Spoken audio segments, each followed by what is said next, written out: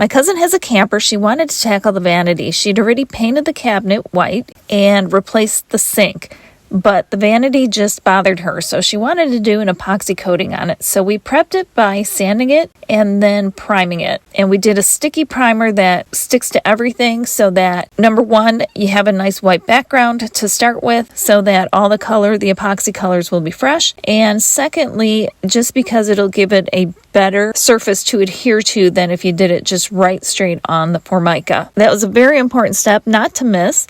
So we just made sure all the corners, all the edges, everything was primed, and that way there wouldn't be any problems after the fact. And remember, you want to get right up to the edge of everything. The only reason the faucet was still on at that point was because if they took it off, they would have had to turn the water off to the whole camper. This way they still were able to use the kitchen sink until the next day when the primer had fully cured. Next day, came back, mixed the resin, and we did 16 ounces for this size vanity. Then we divided it into multiple cups and added different mica powders. There was gray silver, a blue, and white. In addition to that, we also added a little glitter. Off we went. We used a quick curing resin, so we had to work pretty quickly. Obviously, I sped this up. The last thing you want is to have it start to cure when you haven't gotten it spread out yet. So we had to work quickly.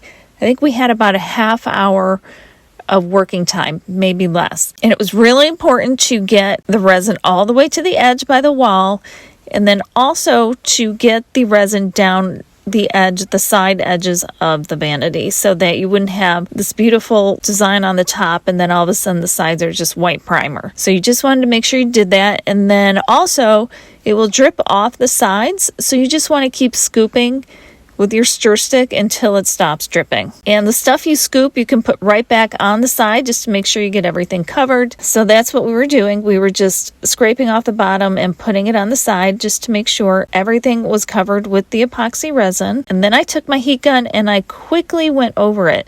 You don't want to spend too much time on it with the heat gun because it will cause it to just run right off the side. So you don't want to do that. You want to be very quick just to pop the bubbles. And here it is all finished. It's like a glass finish. It's perfect. It's hard to see the glitter in there, but it's there. When you see it in person, all of a sudden you see little pops of glitter. We didn't put a ton in there, but there was just enough for a pop in there, and it just gives her the beachy look that she was going for rather than the brown vanity. And she had already painted the cabinet to make it look much brighter and friendlier, and this countertop just gave it a whole different look. It's such an easy and economical way to update a countertop, and it turned out perfect.